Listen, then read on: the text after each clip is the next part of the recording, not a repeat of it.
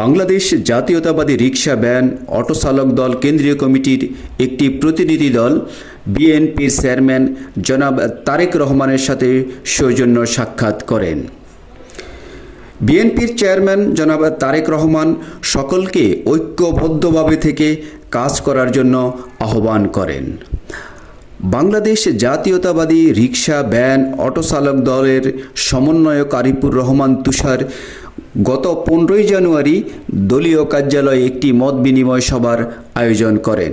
উক্ত মত বিনিময় সভায় বাংলাদেশ জাতীয়তাবাদী রিকশা ভ্যান অটো চালক দল কেন্দ্রীয় কমিটির আহ্বায়ক, সদস্য সচিব সহ সকল স্তরের নেতৃবৃন্দ অংশগ্রহণ করেন।